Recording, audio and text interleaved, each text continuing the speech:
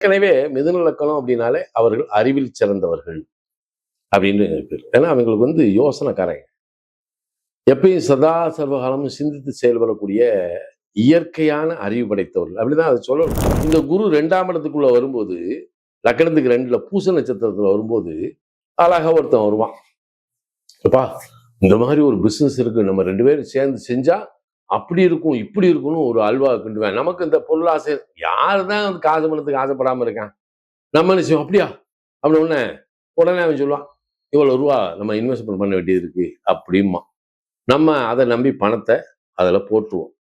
பணத்தை போட்டாச்சுன்னா அது கடல்ல கலக்கின பெருங்காயம் மாதிரி ஆயிப்போம், திரும்ப வராது. அதனால கூட்டு தொழிலை முதல் நிறுத்திடுங்க. இதே மிதுனத்தில் பிறந்தவங்க வேலை வாய்ப்பை தேடி போறாங்க, ஒரு காலேஜ் ப்ரொஃபஸராகவோ ஸ்கூல் டீச்சராகவோ போறாங்களா? ஓகே. சில மாணவர்களுக்கு சட்டத்துறை எடுக்கலாம்னு நான் நினைக்கிறேன் அப்படின்னு நினைக்கலாம். ஏன்னா மிதுனத்தில் பிறந்தவர்கள் நான் சட்டத்துறைக்குள்ள போகலாமா? குரு 2ல சனி சார், நீங்க சட்டத்துறை எடுத்தீங்கன்னா நீங்க ஜட்ஜாவே வந்துடுவீங்க.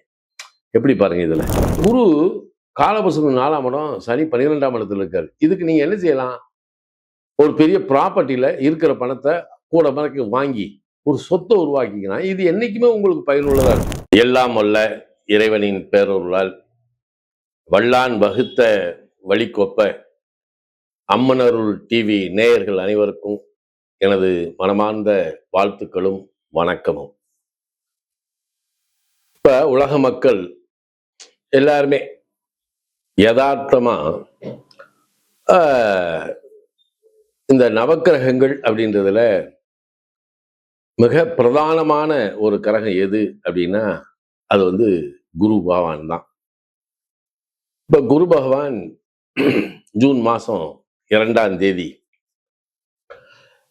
ரொம்ப ஆவலா எதிர்பார்த்திருக்கக்கூடிய குரு பெயர்ச்சி நடக்க போகுது. பல பேர் நம்ம மனசுல என்ன நினைப்போம் அப்படின்னா, இந்த குரு பெயர்ச்சியிலேயாவது எனக்கு நல்ல ஒரு வாழ்க்கை வளம் செல்வம் சிறப்பு கிடைச்சிடாதா, நம்ம வாழ்க்கை மாறிடாதா அப்படின்ற ஒரு எண்ணம் இது இயற்கையானது. இந்த எண்ணங்கள் தான் மனிதனுடைய வளர்ச்சிக்கு வித்திடக்கூடியது. ஏன்னா மனித முயற்சி பெருசா அல்லது கிரக சுழற்சி பெருசா அப்படின்னா, கிரக சுழற்சியினால் ஏற்படக்கூடிய மனித முயற்சிகளுக்கு கிடைக்கக்கூடிய அந்த நன்மைகள் இருக்கு பாருங்க, அதுதான் காலத்திற்கு நிலைத்து நிற்கக்கூடியது.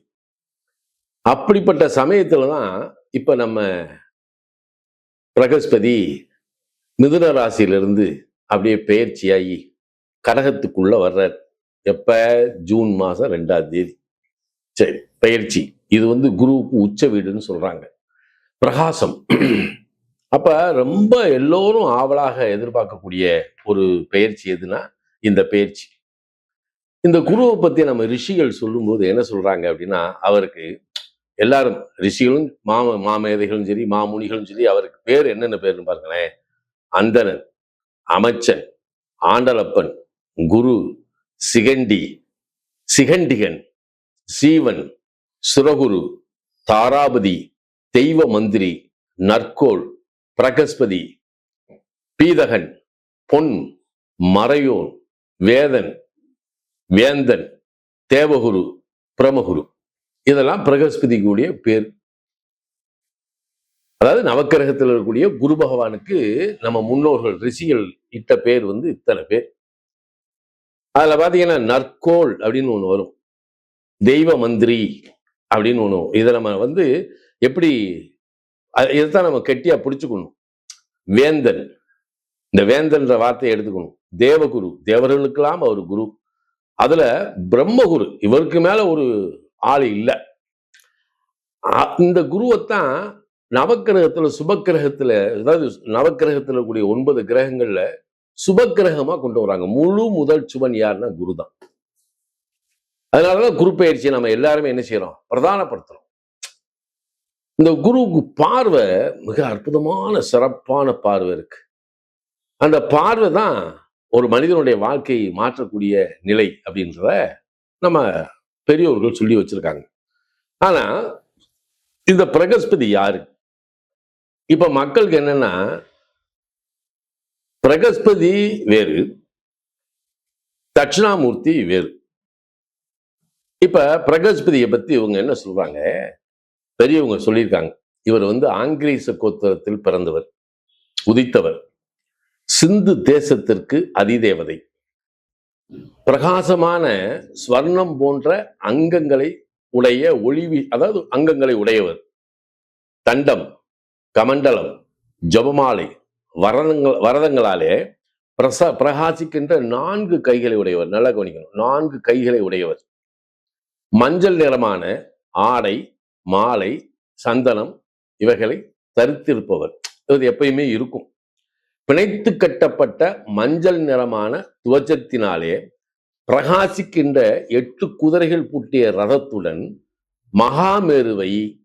மகாமேரு மலையை வளமாகி வளம் வரக்கூடியவர். ஒரு புறம் இந்திரன், ஒரு பக்கம் பிரம்மா. நல்லா கவனிங்க, பிரகஸ்பதி யாரு? ஒரு பக்கம் இந்திரன், ஒரு பக்கம் பிரம்மா. இவர்களுடன் பத்மத்தின், அந்த நவக்கிரகம் இருக்கு இல்லையா, அந்த பத்மத்தின் வடதிசையில் நடுவில் வடக்கு முகமாக இருக்கின்ற ஸ்வர்ண பிரதிமையில் நீண்ட சதுரச்சரமான பீடத்தில் அமர்ந்திருப்பவர் தான் பிரகஸ்பதி. நீங்க பிரகஸ்பதிக்குரிய நிலையில நவக்கிரகத்தில் இருக்கக்கூடிய அந்த பிரகஸ்பதியோடு, ஏன்னா இந்திரனையும் பிரம்மா படைப்பு, கல்யாணம் ஆகி குழந்தை பிறக்கல, அதுக்கு காரணம் குரு. காசு பணம் செல்வாக்க நம்ம அடைகிறவன், அதுக்கு யாரு காரணம்? ஏன்னா இந்திரன். ஏன்னா இவங்களைத்தான் அவர் என்ன செய்யறாரு, வச்சிருக்காரு. அதனால செல்வ செழிப்பை கொடுப்பதும் குரு. அப்படிப்பட்ட குரு ஒவ்வொரு லக்கணத்துக்கும், நான் சொல்றது லக்கணத்துக்கு, இதுல பல பேர் ராசின்னு நுழைஞ்சுக்கிட்டு இது பண்ணக்கூடாது. ஏன்னா கமாண்ட்ல போட்டீங்கன்னா சரி, உன் நம்பரை கீழே போட்டுரு, நான் உன்னையும் கூப்பிட்டு பேசுறேன். அதனால ஒவ்வொரு லக்கணத்துக்கும் இந்த குரு பயிற்சி என்ன செய்கிறது என்பதை பற்றி பார்ப்போமா மக்களே? மிதுன லக்கணத்தில் பிறந்தவர்களுக்கு இந்த குரு பயிற்சி எப்படி இருக்கு அப்படின்னு பார்ப்போம். ஏற்கனவே மிதுன லக்கணம் அப்படின்னாலே அவர்கள் அறிவில் சிறந்தவர்கள் அப்படின்னு இருக்கு. ஏன்னா அவங்களுக்கு யோசனைக்காரங்க, எப்பயும் சதா சர்வகாலமும் சிந்தித்து செயல்படக்கூடிய இயற்கையான அறிவு படைத்தவர்கள், அப்படிதான் அதை சொல்லணும். இந்த இடத்துல இதுவரைக்கு லக்கணத்திலேயே இருந்த குரு, இப்ப லக்கணத்துல குரு இருந்து அதுக்கு பேர் திக்பலவன் பேரு. ஏன்னா அவர்களுக்கு நல்ல ஒழுக்கம், உயர்ந்த குணம், தர்ம குணம், தயால குணம், இரக்கம், ஈகை, இறையாண்மை, இதெல்லாம் அவங்களுக்கு இந்த குரு லக்கணத்தில் இருக்கும்போது கொடுத்துரும். ஆனா நம்ம பாடல்ல என்ன சொல்லுவாங்க, ஜென்மகுரு வனவாசம், அது ராசிக்கு தான். ஆனா இந்த குரு இந்த மிதுன லக்கணத்துக்கு யாரு அப்படின்னா சப்தம தசமாதிபதி அப்படி பேர். 7-10 குடையவர், அவர் 2இல் வருகிறார். சரி, அப்ப 2-7 அப்படின்னு ஒரு கனெக்டிவிட்டி வருதுன்னு வைங்களேன், கல்யாணம் பண்ணலாமா? கல்யாணம் பண்ணலாம். அப்ப குரு 2ல வர்றார். இது காலபுருஷனுக்கு 4ஆம் இடம். இது வரைக்கும் நம்ம வேலை பார்த்துக்கிட்டு இருக்கோம் அப்படின்ற இடத்துல ஒரு சொத்தை உருவாக்கணும் அப்படின்னா இந்த காலகட்டத்தில் உங்களுக்கு வாங்கிடுவீங்க, ஒரு சொத்தை உருவாக்கலாம். ஏற்கனவே சொத்துக்கள்லாம் இருக்கே அப்படின்னா வருமானம் வரக்கூடிய ஒரு சொத்தை நீங்க உருவாக்கலாம். இது 2மே இதுல இருக்கக்கூடிய ஒரு விஷயம். அப்ப ஒரு செல்வத்தை சிறப்பாக்கக்கூடிய நிலை இருந்தா கூட இதுல நம்ம முக்கியமா பார்க்க வேண்டியது என்னன்னா, இந்த குரு 10 குடையவர், 10ஆம் இடம் ரெட்டப்பட ராசி. அங்க ஏற்கனவே யாரு உட்கார்ந்துருக்கா? அட்டமாதிபதி பாக்கியாதிபதினு சொல்லக்கூடிய சனி பகவான் அங்க உட்கார்ந்துருக்காரு.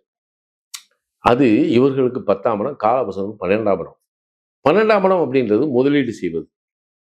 சரியா? இப்ப இந்த 8ஆம் இடம், இப்ப அங்க ரெட்டப்பட ராசியா, 9ஆம் இடத்துக்குள்ளவர் தான் சனி. அப்ப இந்த குரு 2ஆம் இடத்துக்குள்ள வரும்போது, லக்கணத்துக்கு 2ல பூச நட்சத்திரத்துல வரும்போது அழகா ஒருத்தன் வருவான், அப்பா இந்த மாதிரி ஒரு பிசினஸ் இருக்கு, நம்ம 2 பேரும் சேர்ந்து செஞ்சா அப்படி இருக்கும் இப்படி இருக்கும்னு ஒரு அல்வா கிண்டுவேன். நமக்கு இந்த பொருளாசை, யாருதான் காசு பணத்துக்கு ஆசைப்படாம இருக்கான்? நம்ம என்ன செய்வோம், அப்படியா அப்படின்னு உடனே அவன் சொல்லுவான், இவ்வளவு ரூபா நம்ம இன்வெஸ்ட்மெண்ட் பண்ண வேண்டியது இருக்கு அப்படிமா. நம்ம அதை நம்பி பணத்தை அதில் போட்டுருவோம். பணத்தை போட்டாச்சுன்னா அது கடல்ல கலக்கின பெருங்காயம் மாதிரி ஆயிப்போம், திரும்ப வராது. அதனால கூட்டு தொழிலை முதல் நிறுத்திடுங்க. நமக்கு கூட்டு தொழில் வேண்டாம். மிதுன லக்கணத்துக்கு உத்தியோகம் பார்த்து வரக்கூடிய காசே போதுமானது. ஏன்னா 8 குடையவர் சனிசாரத்தில் வாங்கினா தெண்டமா எதெல்லாம் கொண்டு போய் நம்மளை விரையப்படுத்தத்தான் செய்யும்.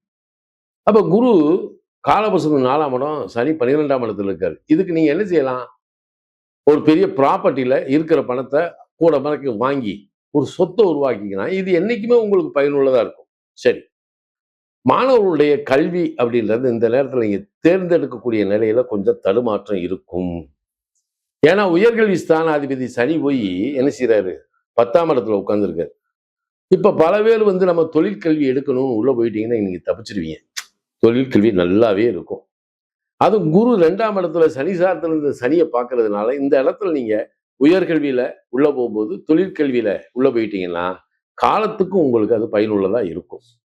சரியா? அப்ப இந்த இடத்துலதான் இந்த மிதுனத்துக்கு 2ஆம் இடத்தில் இருக்கக்கூடிய 2ஆம் இடத்துக்கு வரக்கூடிய குரு பகவான் செல்வத்தை கொடுத்து அந்த செல்வத்தை சேதப்படுத்துகின்ற நிலையை உருவாக்கும் போது நாம அதை புத்திசாலித்தனமா விரயத்தை கிரயம் பண்ணோம்னா காலத்துக்கு நமக்கு வருமானம் வர்ற மாதிரி இதை உருவாக்கிக்கிடலாம். இப்ப இதுல நடக்கக்கூடியது பெண்களாக இருந்தாலும் சரி, ஆண்களாக இருந்தாலும் சரி, வாழ்க்கையினுடைய தரம் என்பது கொஞ்சம் அப்படியே டெவலப் ஆகும். இந்த 2ல இருக்கக்கூடிய யாருக்கும் குறைவாவே அது இது பண்ணாது. நீங்க இந்த வருஷ கடைசியில பாருங்க, இந்த குரு உங்களுக்கு பல நன்மைகளை செய்வார் அப்படின்றதுல எனக்கு எள்ளளவு மாற்றம் இல்லை. ஏன்னா இந்த காலகட்டங்கள் இதுல என்ன ஒரு பெரிய இது உத்து பார்க்க வேண்டிய விஷயம் என்னன்னா, இதுக்கு அடுத்து நமக்கு ராகு அது பயிற்சி வரும். ராகு இயற்கையிலேயே 2ஆம் இடத்துல குருவோட சேர்வார். யாரு? கேது 2ஆம் இடத்துல குருவோட சேர்வார். ராகு இப்போ 9ல இருந்து அப்படியே 8ஆம் இடத்துக்கு செவ்வாய் சாரத்துல இறங்குவார். அப்ப தேவையில்லாத கடனை வாங்கிக்கிட்டு சுமை ஏத்திடக்கூடாது. இதுல நீங்க கவனமா தான் இருக்கணும். குரு கேது காசு பணத்தை கொடுப்பாரு. கேது 2ஆம் இடத்துல பொருளாதார சேதத்தையும் கொடுப்பாரு. அப்ப கவனித்து இந்த வாழ்க்கை பயணத்தை கொண்டு போக வேண்டிய நிலை உங்ககிட்ட இருக்கு. ஏன்னா உங்களுக்கு குரு தசையே சில நேரத்தில் நடக்கலாம் இல்லையா? அதனால குரு தசை நடக்கிறவங்க இந்த இதுக்கு அப்படியே அவங்களுக்கு இதாகும். இருந்தாலும் குரு 10க்குடையவர் 2ல் பல வழியில இப்ப ஏதோ மிதுனத்துல பிறந்தவங்க வேலை வாய்ப்பை தேடி போறாங்க. ஒரு காலேஜ் ப்ரொஃபஸராகவோ ஸ்கூல் டீச்சராகவோ போறாங்களா? ஓகே. சில மாணவர்களுக்கு சட்டத்துறை எடுக்கலாம்னு நான் நினைக்கிறேன் அப்படின்னு நினைக்கலாம். ஏன்னா மிதுனத்தில் பிறந்தவர்கள் நான் சட்டத்துறைக்குள்ள போகலாமா? குரு 2ல சனி சார், நீங்க சட்டத்துறை எடுத்தீங்கன்னா நீங்க ஜட்ஜாவே வந்துடுவீங்க. எப்படி பாருங்க இதுல. அப்ப பல வழிகளில் பலனும் பயனும் நன்றாக இருந்தாலும் நாம சிந்தித்து செயல்பட்டால் இந்த குரு பெயர்ச்சியை நாமும் வளமானதாக மாற்றிக்கொண்டு நம்ம வாழ்க்கையினுடைய முன்னேற்றத்தை அல்லது மேன்மையை அடையலாம். என்ன நண்பர்களே, வாழ்த்துக்கள்.